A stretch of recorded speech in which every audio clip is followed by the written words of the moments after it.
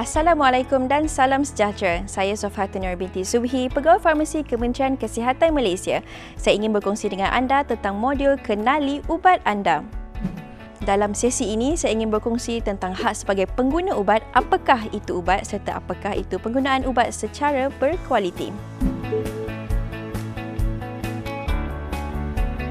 Antara hak-hak sebagai pengguna ubat adalah menerima rawatan kesihatan yang baik, menerima ubat yang berkualiti, selamat dan berkesan, mendapat maklumat lengkap berhubung ubat yang digunakan, membuat pilihan ke atas ubat dan produk kesihatan, menyuara pendapat dan masalah mengikut saluran yang betul, mendapat pendidikan kepenggunaan melalui penyebaran informasi dan yang terakhir mendapat alam sekitar yang sihat melalui pelupusan ubat yang selamat.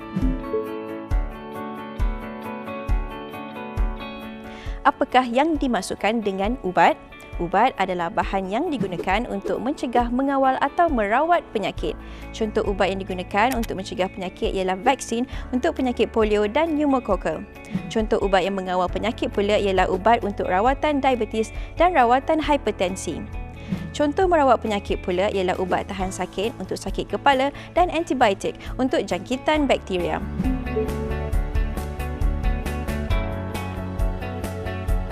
Ubat terbahagi kepada dua kategori, iaitu yang pertama ubat am dan yang kedua ubat terkawal. Ubat am atau nama lainnya over the counter OTC boleh dibeli tanpa preskripsi di kedai farmasi atau kedai biasa, contohnya ubat demam. Ubat terkawal pula dibahagikan kepada dua, ubat terkawal dengan preskripsi dan ubat terkawal tanpa preskripsi. Ubat terkawal dengan preskripsi ialah ubat yang hanya boleh dibekalkan kepada pesakit melalui doktor atau ahli farmasi dengan preskripsi. Contohnya ubat bagi merawat penyakit hipertensi dan diabetes. Manakala ubat terkawal tanpa preskripsi pula ialah ubat yang boleh diperoleh melalui ahli farmasi. Contohnya ubat krim dan ubat selsema. Tahukah anda nama ubat anda? Ubat mempunyai dua jenis nama, iaitu yang pertama nama generik, yang kedua ialah nama jenama. Nama generik merupakan bahan aktif dalam ubat. Nama generik tidak berubah, contohnya paracetamol. Nama jenama pula merupakan nama yang diberikan oleh syarikat pengeluar. Terdapat pelbagai nama jenama bagi satu nama generik ubat. Penggunaan ubat secara berkualiti menekankan konsep 5B bagi memastikan pengguna mengambil ubat yang betul. Yang pertama, pengguna yang betul. Pastikan ubat yang diambil adalah untuk pengguna yang betul. Rujuk nama pesakit pada sampul ubat sebelum mengambil ubat. Yang kedua, ubat yang betul. Semak nama ubat pada sampul ubat. Pastikan ubat yang diambil adalah untuk masalah kesihatan yang dialami. Contohnya, jika anda menghidap penyakit darah tinggi, anda perlu makan ubat untuk rawatan penyakit darah tinggi. Yang ketiga, dos yang betul. Semak dos ubat yang perlu diambil pada sampul ubat. Ambil ubat mengikut jumlah dan kekerapan yang diarahkan. Contoh, jika doktor mengarahkan untuk ambil 2 biji, anda perlu ambil 2 biji. Jangan kurangkan atau tambahkan dos tanpa arahan daripada doktor. Yang keempat, cara pengambilan ubat yang betul. Baca dan patuhi arahan cara pengambilan ubat. Contoh, ubat tablet yang perlu ditelan. Jangan kunyah atau hancurkan sekiranya tidak diarahkan oleh doktor atau ahli farmasi. Anda juga perlu ambil perhatian kepada arahan khas sekiranya ada. Contohnya, ubat ini mengakibatkan mengantuk. Terdapat juga ubat yang memerlukan teknik khas atau cara pengambilan yang khusus seperti inhaler atau insulin. Cara pengambilan ubat yang betul adalah penting bagi memastikan keberkesanan rawatan yang diterima. Yang kelima, masa pengambilan ubat yang betul. Ambil ubat mengikut sela masa yang ditetapkan. Berikut dipaparkan cadangan waktu pengambilan ubat. Dos 1 kali sehari perlu diambil setiap 24 jam. Dos 2 kali sehari perlu diambil setiap 12 jam. Dos 3 kali sehari perlu diambil setiap 8 jam. Dan dos 4 kali sehari perlu diambil setiap 6 jam. Anda boleh menyusun jadual pengambilan ubat anda mengikut jadual harian anda. Jika perlu, dapatkan nasihat lanjut doktor dan ahli farmasi.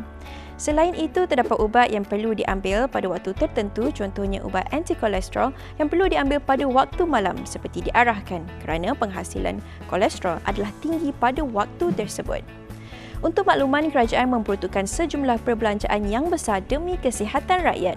Makan ubat seperti yang diarahkan oleh doktor atau ahli farmasi. Hargai ubat anda, jangan niagakan ubat anda. Kesan sampingan adalah kesan yang tidak diingini selepas mengambil sesuatu ubat pada dos yang betul. Contohnya pening, muntah, mengantuk dan lain-lain. Kesan sampingan yang dialami bergantung kepada kesesuaian individu terhadap ubat tersebut. Bukan semua kesan sampingan adalah tidak baik. Maklumkan kepada doktor dengan kadar segera sekiranya pesakit mengalami kesan sampingan yang serius dan pesakit digalakkan untuk melaporkan kesan sampingan yang dialami kepada bahagian Regulatory Pharmacy Negara melalui Consumer Side Effects Reporting Form (CONSEF) yang boleh didapati melalui laman web bahagian Regulatory Pharmacy Negara.